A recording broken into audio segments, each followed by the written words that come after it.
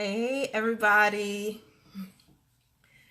I am coming to you impromptu this week because we are gonna start a little conversation series right here that I'll call the Whole and Bowl conversations with many of our right here in the space. Sorry. And so we have so many sisters doing some amazing things, and it's time for those of you who are doing those things for you to hear from them. And I'm just excited about everything that we have going on, including the Hey Love, the Rebirth 360 celebration that's currently, you probably have already been invited to. I want all of you to get ready to attend the Rebirth celebration live and in person, no matter where you are in the country. I want you to come out and join us. There's so many things that are happening, so many announcements that I'd like to make, but I want to bring on our sister in love and spirit and in truth, who is hosting a fabulous conference called Grime to Grace. You may have already seen me share about this, and I want to just talk a little bit about her story, because there may be some folks in here who can understand and can relate to her story, particularly if you have been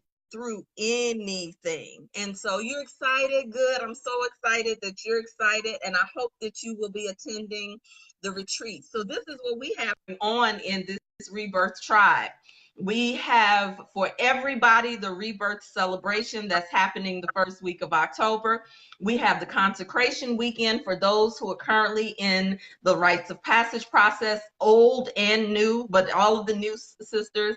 I have some upcoming announcements, and I'm going to find a way for you all to be engaged when we start filming the show. Of course, I can't talk a whole lot about the show, but what I can debrief with you on is the existing show. If you have not seen the trailer for the existing show, you really do not want to miss Beyond Fix My Life. So I want to keep on nourishing our tribe and encouraging those who are new in the tribe to connect for the sake of connection, not just to come in to advertise your particular thing, but we really have sisters who are doing the work. And I want to continue to have conversations that take us higher in our process of becoming the priestess of our own household. So Dawn, you got on with ease and elegance and grace. And so we're going to jump right into this thing that I'm calling whole and bold conversation. And you have made a whole and bold move by hosting an entire conference. And I want to hear, how you got there, like how you got there and why you called it From Grime to Grace, how you got to hosting a conference based on, your experiences in the world. How you doing, juicy butterfly goddess? I am wonderful. I'm wonderful. Just so you know, before Dawn even starts talking, she is probably one of my most senior clients. Dawn started with me in the beginning when I was still working, a 9 to 5 job 2006. and coaching. And so a lot of times we think that folks are new just because you just meeting them. But no, no, no. She's been rocking with Rebirth. So tell me how, let's start there. Since I met you so long ago, I know the grime to grace, but tell us what that means for you. What that means for me is, and hello everybody. she caught me today. Looking beautiful. what what that means for me is all of the stuff that I started working with you on, the manifestation, the anger, uh, not trusting people, not trusting sisters, not even being a part of sisterhood, just, me hanging with me. Um, I was challenged to actually do this because, you know, with the Me Too movement and Bill Cosby and all the other celebrities that have now been named in having done some sexual harassment or rape or whatever they've done. Um, I felt it was Mm-hmm. time, just my time to not just tell my story because I've done that in the book, and that's the name of my book. So that's where that name comes from. And actually, I will be Well, tell us relaunching the about book. that. Tell us about the book and what the book is about. So the book is From Grime to Grace. After that, uh, You're breaking up a little it, bit. Your words are going in and out a little bit. uh, I think you're frozen. I'm sure you're frozen. here. I'm trying to make sure I'm still here. Um, so Okay, now you're here. okay, okay, Your book is From Grime to Grace, and continue from there. okay. And the subtitle was After All That, I'm Still Here. It speaks about the sexual abuse and childhood physical abuse that I endured as a child. And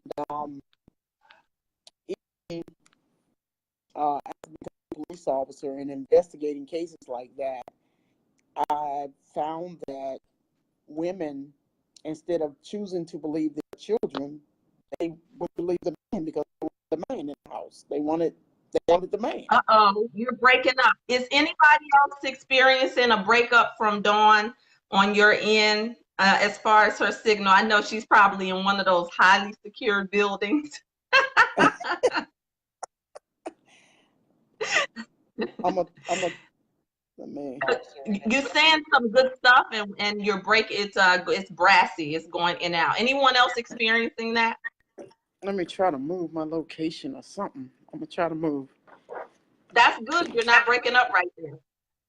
Okay. Thank you, So what? Dusty. It's not just me. Okay, go ahead. Okay. So what I was saying is, it talks about my story, my childhood, going through sexual childhood abuse and physical abuse, um, at at the hand of relatives, you know, and I was saying, even, when I became a detective on the police department investigating child crimes, I found that mothers would choose a man over choosing to believe their child, over choosing to believe. And I'm like, because I endured that, I'm like, why would a mother choose to believe a man? Why would a child even have a reason to say that someone was touching them or Mm-hmm. doing anything if that's not what was happening? Mm-hmm. And many times I would, have to take them to the hospital to be, examined. And 9 times out of 10, the child was telling the truth that they were being, sexually abused. And, it even got to a point where one of my cases, it was uh, we call them baby deaths, but the child was 4 years old. Mm-hmm. And the boyfriend actually killed her, uh, beat her to death. Mm-hmm. But what we saw initially, we thought he had raped her, but it wasn't that. It was from the the blunt force trauma that caused the injuries that we, thought were sexual injuries. Um, Mm. uh, that guy I wanted to take out very badly. I had made up in my mind that if I found him in that hospital, I was going to take him out. Mm-hmm. Spirit had another plan, and had another plan for him. So uh, I didn't find him, uh, and that's to his whatever. I didn't find him because, like I said, I had made up in my mind that if I found him, I was going to take him dead right where he stood. And Mm. so I don't. Well, I know he doesn't. He doesn't know to this day that his life was spared uh, by me not finding him. Mm. And how And did that, what changed, what shifted in you after that? um, I can't say that a lot shifted in me after that. But you've been Uh, doing so much work. Because yeah, I sometimes am. when you do the work, you forget about that. Yeah, but I didn't. I don't forget about it. I don't forget about it.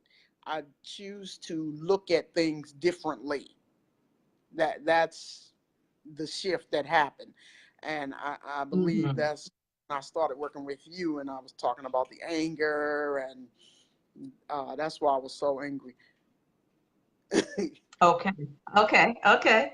So that's the grimy part, right? So like when you talk about grime, what woman are you talking to?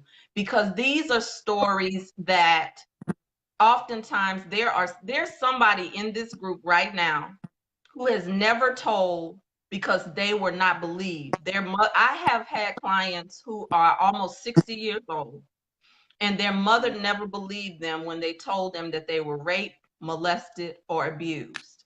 And so what does grime look like on a woman? Because that might be the woman who needs to experience your Grime to Grace Summit Hmm. or experience. Grime looks like grief. It Okay. it's, looks Grief. like anger.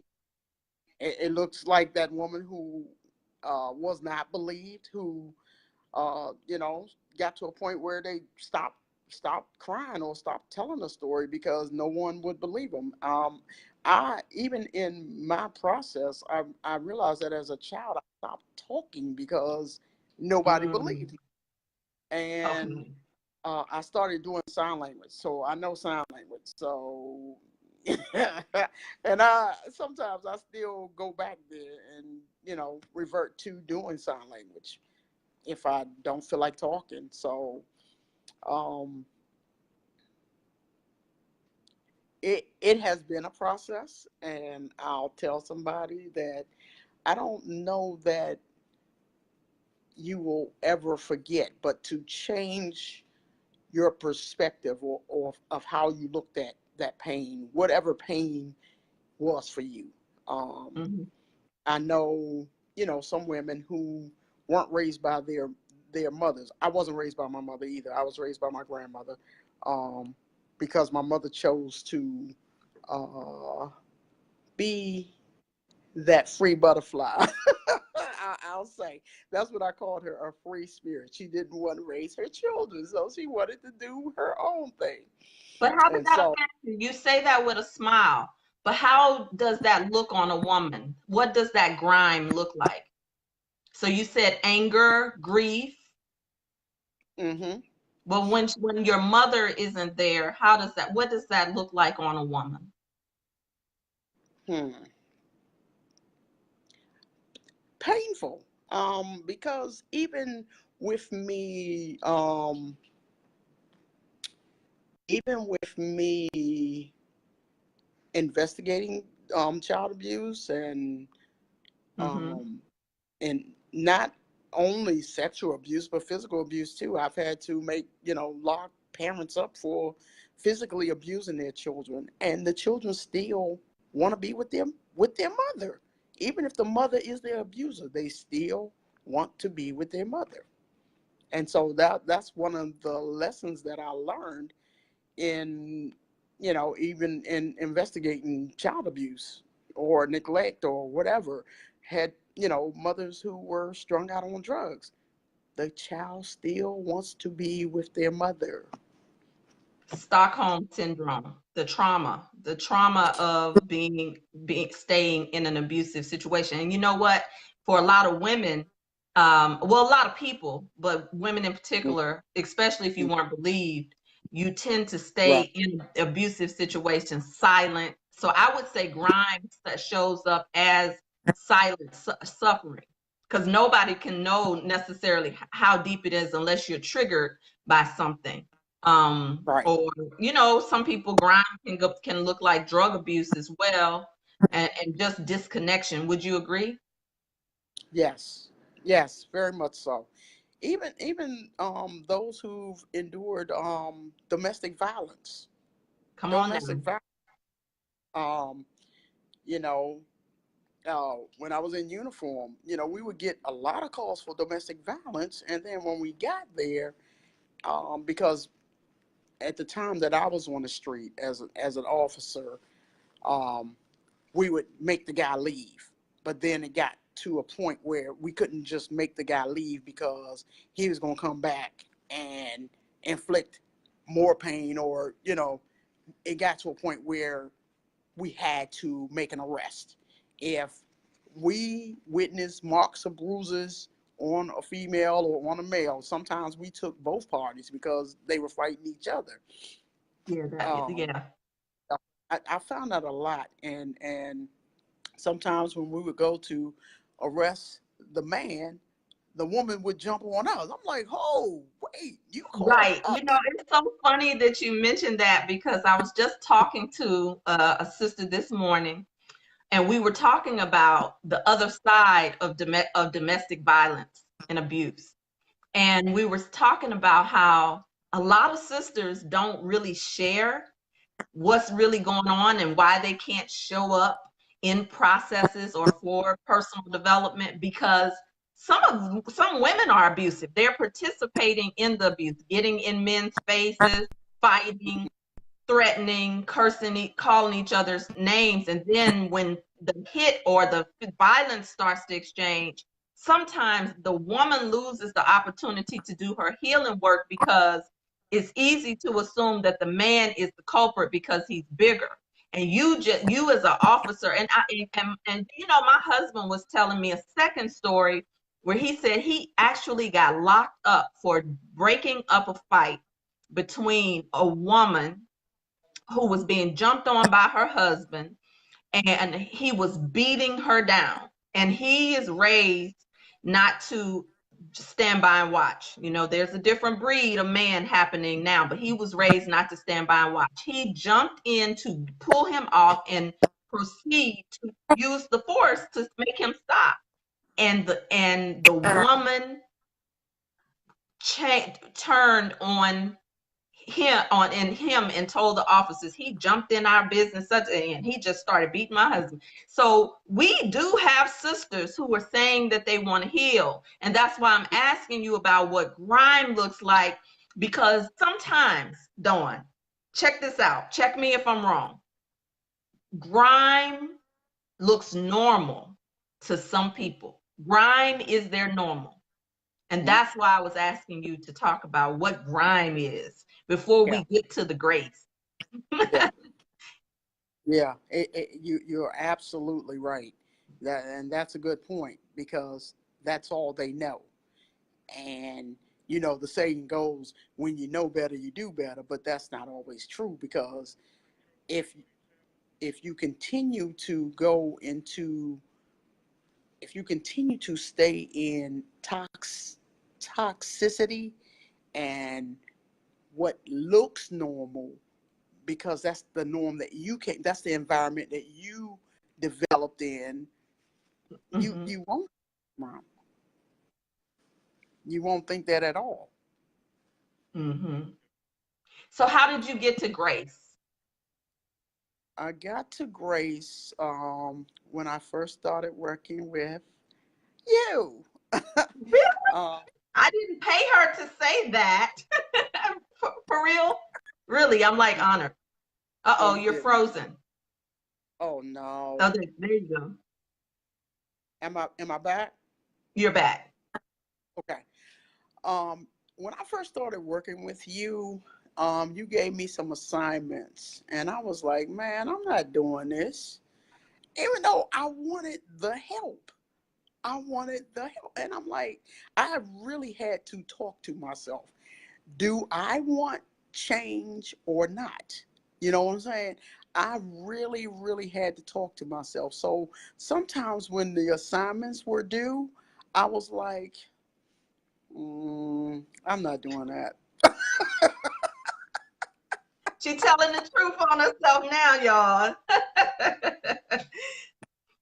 I was like, I'm not doing that.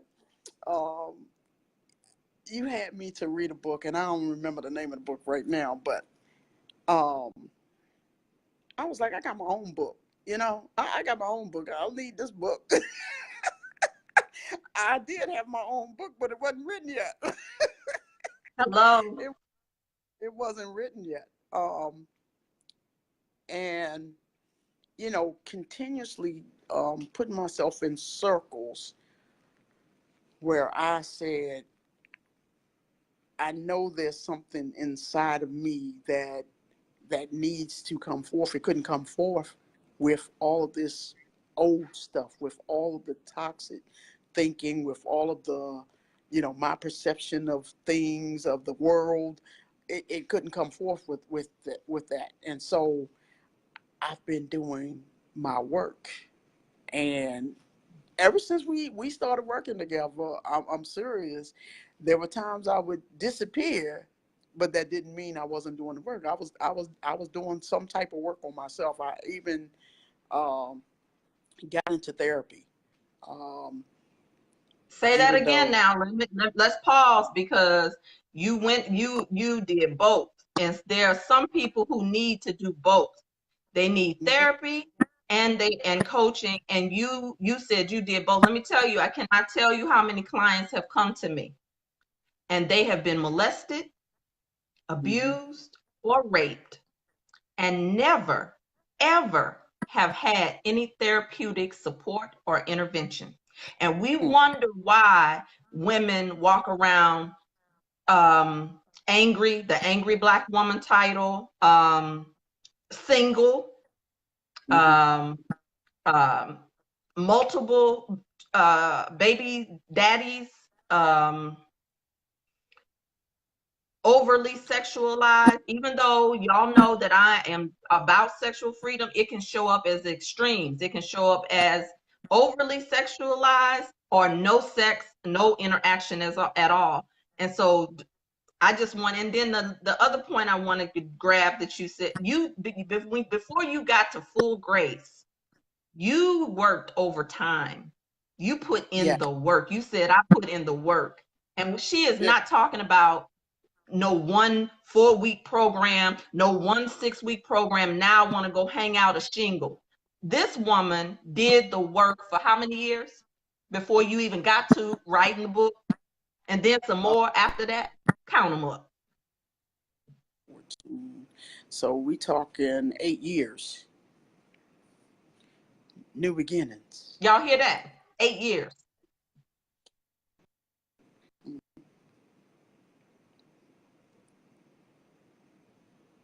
Powerful.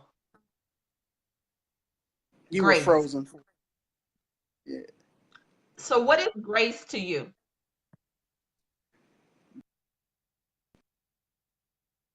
You're frozen now.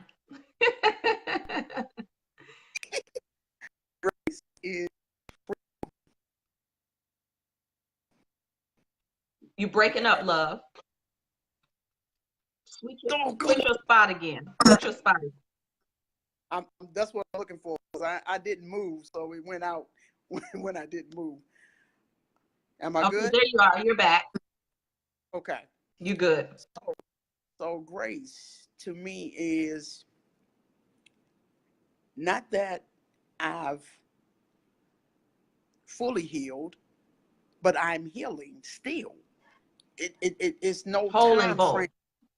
bold. There's no time frame on that healing piece. You know what I'm saying? It's as long as you need. Don't feel like you have to do it in a year. Don't feel like you have to do it in 2 years. But I truly feel like I have the freedom to live my life free. Um, you know, I I would have never cut my hair. I didn't cut my hair. I would have never cut my. There's certain that I would have never done, but I'm free. I'm free to do those things now.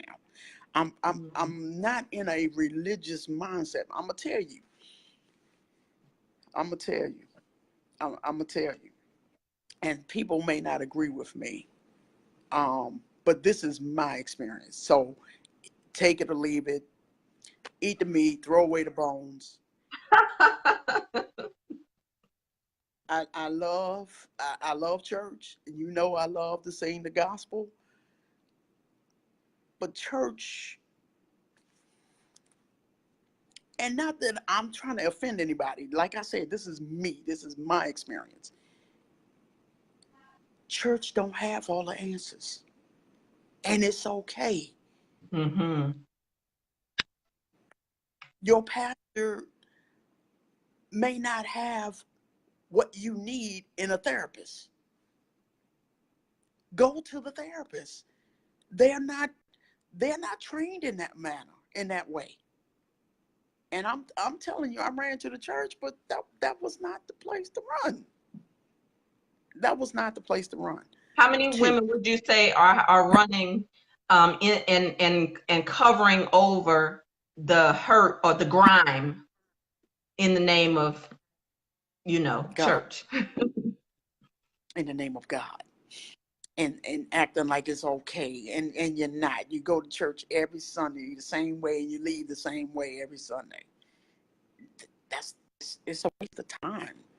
It's a waste of time to do it like that. Mm-hmm. Your your pastor can counsel you, but they are not equipped to be that therapist. They may not be equipped to handle your situation, because that may not have been their experience. We pay we pay we pay and go to the doctor. The your pastor can't, unless they got that PhD, they can't diagnose you if you got something, a real sickness, or even a little sickness. If they don't have a PhD in that area, they're Well, not equipped. the PhDs are debatable because that's institutionalized knowledge, and there are plenty of people who have institutionalized Right. knowledge, and they are just as much hiding as people in the church. So Well, I'm just saying, for the sake of. therapeutic stuff. Right. Yeah, I Not, agree. not not only that, I'm saying it in light of, go where the knowledge is, go where the experience is, Good. and make it being true. When you really know better, you do better. I'm even doing that as far as, health reasons myself, because Mm-hmm.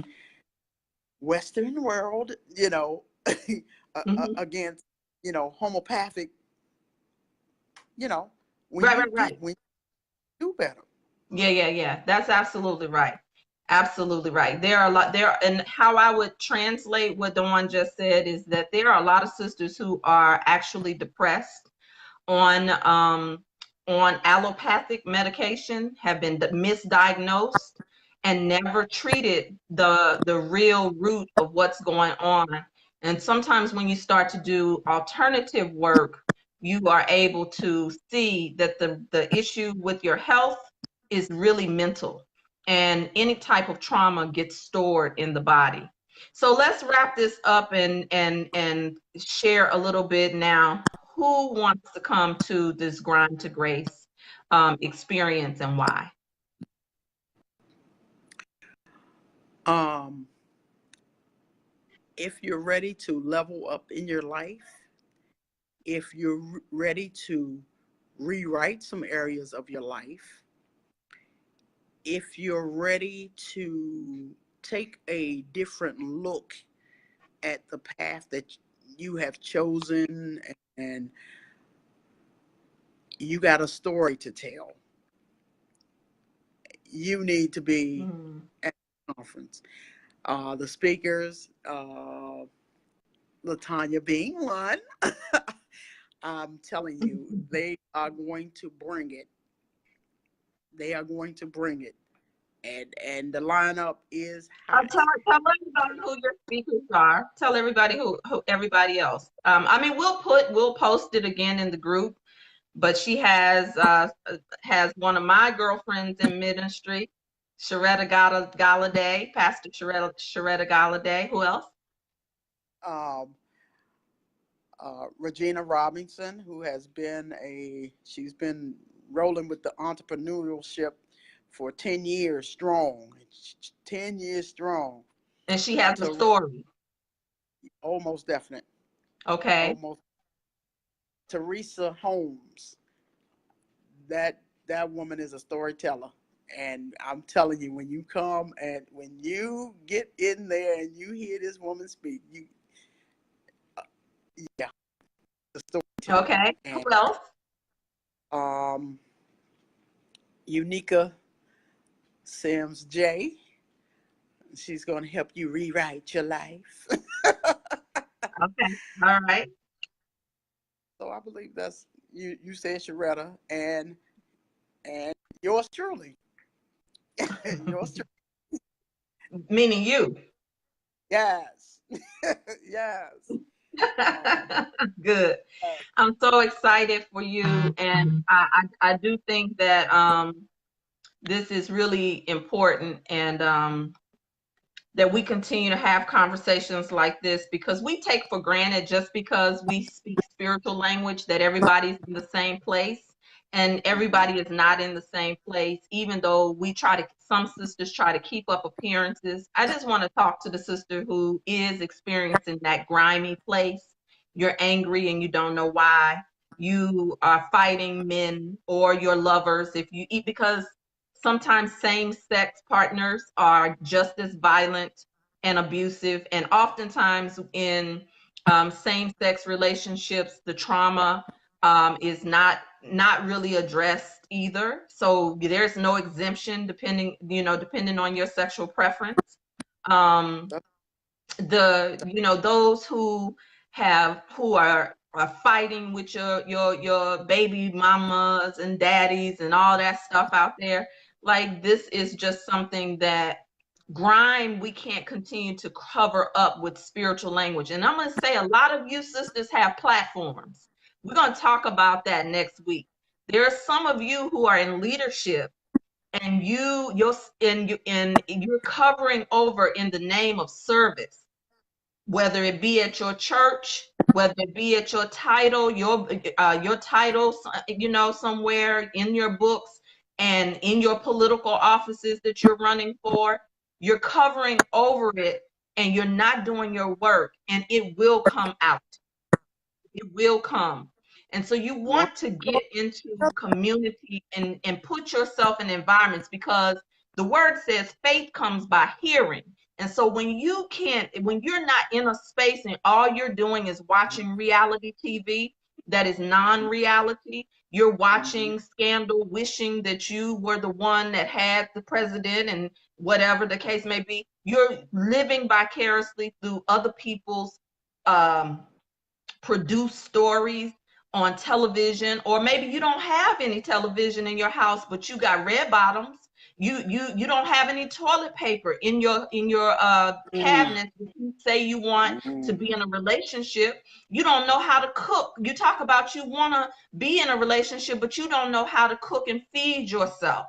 The grime, we have to stop covering over the grime with church, with fashion, with posting all of this stuff, and not doing the work when it really matters, when nobody's looking.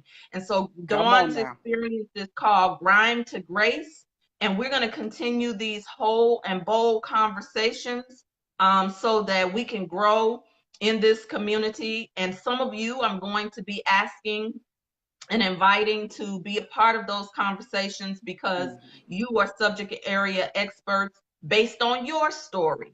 And see, your story is not where you stay. Your story is just a facilitator. But some of us are stuck in the story. And so I Mhm. love that Dawn is leading with, something that will allow you to rewrite the story. I'm so honored to be a guest speaker in the company of such esteemed sisters. And I thank you, Dawn, for just being a leader in this community, to go from your grime when you first came in, not wanting to do the assignments, to not just doing the assignments, but literally showing up for yourself in the process, over and over again, until you got to this place where now, guess what? You are on your road to hold and bold and standing fully in it. I love you all. There's nothing you can do about it. Thank you, by Love my Dawn you. beloved Pearson, for being here. Ciao, and have a good day. Y'all tune in. Make sure you RSVP to the Rebirth celebration happening October 5th. And so that we can celebrate sisters like Dawn, so we can celebrate all the things that's been happening in this over 10 years. And elders told me that it's time for me to celebrate. It's time for us to celebrate, because this is a marking point in the sand. Not to mention, I'm launching a to the world. So come to the Rebirth 360 celebration. I love you all. There's nothing you can do about it. Hope to see you there.